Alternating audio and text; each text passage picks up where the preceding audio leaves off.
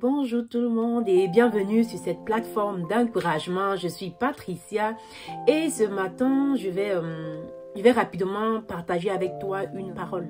Pour cette année, ne vis pas ton année 2025 comme tu as vécu les autres années. Je m'explique. Le but de ma vidéo ce matin, c'est de t'encourager à avoir une vie de jeûne, à avoir une discipline dans ta vie personnelle, dans ta consécration personnelle. Je viens dire que le jeûne, ce n'est pas seulement pour les prêtres et les pasteurs. Le jeûne, c'est également pour toi, c'est également pour moi. Tu ne peux pas aspirer à une certaine dimension dans la vie de tous les jours si tu n'as pas une discipline dans ta vie de consécration. Et le premier point dans ta vie de consécration que j'aimerais aborder aujourd'hui, c'est le jeûne. Je t'encourage à avoir une vie de jeûne, ok? De jeûne et prière, pas juste du jeûne. Je ne parle d'un jeûne où tu vas te coucher, tu vas regarder l'heure, ne fais rien, tu réduis tes activités, tu passes le temps à dormir pour calculer l'heure à laquelle tu vas clôturer ton jeûne pour manger. Non, je te parle d'un jeûne qui est associé à la prière, à la méditation de la parole. Tu ne peux pas avoir un certain impact dans la vie si tu n'as pas une discipline. D'entrée de jeu comme ça, quels sont les avantages du jeûne, ok? Le jeûne déjà te permet de, comme on dit, crucifier la chair. Oui, c'est beau, mais ça te permet d'élever ton esprit. Moi qui parle, je suis Patricia en 3 dimensions, c'est-à-dire j'ai un corps, j'ai une âme et j'ai un esprit. Maintenant, en jeûnant, ça me permet de lever mon esprit au-dessus de mon corps et par conséquent d'être sensible à la voix de Dieu, de pouvoir écouter Dieu. Si tu veux entrer dans ta destinée, tu veux manifester ta destinée, tu as besoin de pouvoir écouter celui qui t'a appelé. Si tu penses que tu as été appelé, alors tu dois écouter celui qui t'a appelé. Pour l'écouter, tu as besoin d'être sensible parce qu'il parle tantôt d'une manière, tantôt d'une autre. Il peut te parler au travers de sa parole. Il peut te parler à travers quelqu'un qu'il a placé à côté de toi. Mais si tu n'as pas la sensibilité, si ton sens de l'écoute n'est pas assez aiguisé pour te rendre compte que ici, c'est la voix de Dieu qui est en train de me parler. À travers cette personne, c'est un message de Dieu pour moi. Comment est-ce que tu feras? Donc, tu as besoin de jeûner. Vraiment, si tu es une jeune fille, tu passes par ici, ou une jeune maman, tu es mariée, dis-moi. Tu te plains chaque jour de ton mari. Combien de fois est-ce que tu jeûnes? Moi, un jour de la semaine où tu jeûnes pour lui. Un jour du mois où tu jeûnes pour lui. Si tu as des enfants, tu ne peux pas te permettre de vivre n'importe comment. Tu dois avoir une discipline dans le jeûne. Quel est l'autel qui parle pour ton mari? Quel est l'autel qui parle pour tes enfants? Ok? Quand est-ce que tu te mets à part pour te dire, je vais prier, je vais recommander mon mari à l'Éternel? Même si tu n'es pas encore marié, quand est-ce que tu prends le temps dans la prière, dans le jeûne et la prière, pour dire, je vais recommander mon mari, je vais recommander les projets? Et si tu passes par ici, si tu n'es pas encore marié, certainement tu pries pour ton mariage. Tu pries pour un mari, tu as certainement des caractéristiques de ton mari. Mais tu demandes un mari, est-ce que tu penses que tu as les épaules pour accompagner ce mari? Parce que lorsque tu vas en mariage, lorsque tu te maries, ok, tu vas sous la mission d'un homme. C'est-à-dire que cet homme-là, il a une mission, ok? Et quand on dit être sous la mission de quelqu'un, donc c'est que tu es sous sa mission en fait. Et la parole nous dit que tu dois être une aide pour ton mari. Je veux te dire quelque chose. Pour aider quelqu'un, il faudrait que nous-mêmes on soit au-dessus. Je prends l'exemple d'un répétiteur, un enfant qui va à l'école. Le professeur explique, ok? Maintenant, il a besoin d'être aidé. Qui est-ce qui va l'aider? C'est le répétiteur qui va rentrer à la maison, essayer de lui expliquer les mathématiques, là où il a eu la difficulté. Mais le répétiteur, il est quoi? Il est au-dessus, il a un niveau au-dessus de l'enfant. Je ne sais pas si tu m'écoutes. Je ne sais pas si tu captes où est-ce que je suis en train de t'amener. Le répétiteur a un niveau au-dessus de l'enfant, donc il va aider l'enfant. Alors, le Seigneur te dit, femme, tu es l'aide de ton mari. Est-ce que tu comprends ce que ça veut dire? Pour pouvoir aider quelqu'un, il faut être au-dessus de lui, en fait. Je ne te demande pas d'aller faire la guerre avec ton mari pour lui dire que tu es au-dessus de lui. Non. Tu es une femme sage. Écoute bien ce que je suis en train de te dire. Tu es l'aide de ton mari. C'est-à-dire que tu dois l'aider. S'il t'a dit que tu es l'aide de ton mari, alors tu dois te rapprocher de lui pour lui dire, Seigneur, voilà mon mari, tu l'as mandaté. Peut-être c'est un Barack Obama, peut-être c'est un Bill Gates de demain. Alors comment est-ce que je vais l'aider si moi-même je ne suis pas équipée? Tu dois aller dans la présence de Dieu pour qu'il puisse t'équiper, pour qu'il puisse verser en toi ce qu'il faut pour que tu puisses accompagner ce mari. Et ce Bill Gates là, tu penses que ce Bill Gates là, il a le temps pour jeûner? Tu penses que Barack Obama a le temps pour jeûner? Alors quand tu dois être son aide, ça veut dire que tu dois payer le prix dans le secret. Est-ce que je suis en train de parler à une femme sage?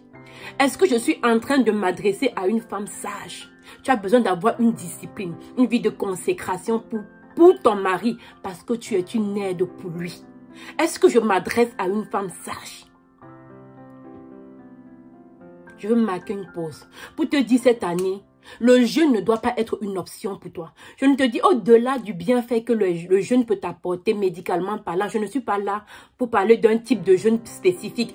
Tout jeûne que le Seigneur te met, si tu as vraiment la conviction de mener un jeûne, que ce soit le jeûne d'Esther, le jeûne de Daniel, un jeûne sec, au jeûne au pain et à l'eau, peu importe, je ne suis pas là ce matin. Mon point n'est pas le type de jeûne. Mon point est de te dire, femme, tu dois te lever dans la prière. Le jeûne et la prière, parce que je tiens vraiment à mentionner cela. Il faut associer le jeûne à la prière, à la méditation de la parole. Je ne te dis pas de jeûner et d'aller zapper Netflix. Je ne te dis pas de jeûner et d'aller zapper sur les réseaux sociaux. Non, je te dis d'associer à ton jeûne, associe la méditation de la parole, associe la prière.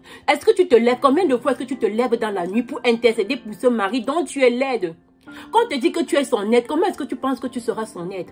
Tu n'as pas une vie de jeûne, tu n'as pas une vie de consécration. Quel est l'impact? Où est-ce que vous voulez aller?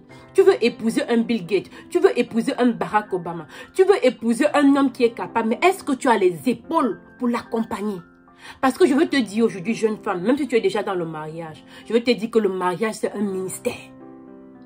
Peu importe dans ton église, peu importe ton obédience, dans ton église, quand il y a des programmes de prière, tu vois le temps qu'on prend pour consacrer, avant que l'événement ait lieu, on prie avant, on prie pendant et on prie après pour rendre grâce. Alors, si ce soit ton prêtre ou ton pasteur, lorsqu'il doit se déplacer, lorsqu'il y a un mouvement quelque part, on l'accompagne dans la prière pendant qu'il est en train d'agir. Derrière, il y a une équipe d'intercession. Alors toi, est-ce que tu es même l'intercesseuse de ton mari? Est-ce que tu es l'intercesseuse de tes enfants? Quand tes enfants sortent chaque jour pour aller à l'école, quand ton mari sort chaque jour pour aller dans les mandats, dans des missions, est-ce que tu te tiens dans la présence de Dieu pour lui? Je ne parle pas, aujourd'hui je ne veux pas parler vraiment à une femme de pasteur, non, je veux parler à une femme qui est dans le monde séculier. Tu es dans le domaine de tous les jours, alors tu dois impacter dans ta sphère. La sphère dans laquelle tu as été appelé, c'est dans cette sphère-là que tu dois impacter. Mais tu dois également avoir une vie de consécration, une vie de jeûne et de prière. Je suis venue te dire ce matin, aie une discipline. Dis-moi, quel est ton jour de la semaine où tu jeûnes? Ce n'est pas grave, si tu n'as pas encore, ce n'est pas grave. C'est le but de ma vidéo, pour te dire cette année, ma soeur. Pour te dire, s'il te plaît, essaye d'avoir au moins un jour pour jeûner. Que ce soit par semaine, que ce soit par mois, dépendant de la conviction que tu auras dans ton cœur. Prends un temps dans le jeûne et dans la méditation de la parole. Tu vas voir que ta vie va exploser. Que tu sois informaticienne, que tu sois médecin. Parce qu'on dit, l'Esprit de Dieu est sur moi. Il m'a oint. Pourquoi est-ce que toi, tu as été oint? Pourquoi est-ce que le Seigneur t'a oint? Peut-être tu travailles avec tes doigts, tu es coiffeuse. Peut-être tu es chef de projet. Tu vas aller gérer les gens. Gérer les gens, c'est gérer les esprits. Tu vas gérer plusieurs personnalités, plusieurs esprits. Alors si tu n'as pas été oint, si tu n'as pas été consacré, ton travail n'aura pas d'impact. Ton travail n'aura pas d'impact. Tu as besoin que le Saint-Esprit, tu as besoin d'être oint. Alors pour entrer dans ta destinée, voilà une autre clé que je te donne, une vie de jeûne. Parce qu'en jeûnant, tu écoutes. Tu es plus sensible, ton sens de l'écoute est aiguisé. Parce que quand tu jeûnes, tu médites. Tu associes à cela la parole de Dieu. Viens me dire. Tu viendras me dire dans 6 mois. Tu viendras me dire à la fin de l'année. À la fin de l'année, tu viendras me dire, tu verras les fruits dans ta vie. Donc ce matin, je vais encourager une femme. Je vais encourager une jeune fille. Si tu n'aimes pas encore marier, gloire à Dieu pour toi. Commence à prier. Prie pas seulement au mariage, mais prie également que le Seigneur t'équipe. Qu'il consacre tes genoux. Parce que oui, tu seras l'aide d'un homme. De quel homme seras-tu? Seras-tu l'aide? Tu es son aide. Ça veut dire que tu vas être au-dessus. Spirituellement, est-ce que tu as les épaules pour? Tu dois être une femme qui est calme. Quand on te voit dans le naturel, tu es calme. Mais spirituellement, on ne peut pas te soulever. Parce que spirituellement, tu es lourde. Alors cela passe. Une des clés que je vais te donner aujourd'hui, ça va être le jeûne. Je t'encourage à avoir une discipline dans le jeûne.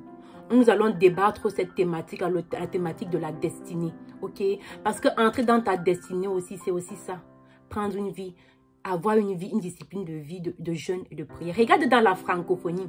Tous les grands hommes que tu vas voir dans la francophonie, tous les grands hommes de Dieu là que tu verras dans la francophonie, laisse-moi te dire qu'ils ont une discipline, une vie de jeûne et de prière. En plus de cela, tu dois pouvoir te lever dans la nuit pour élever la voix.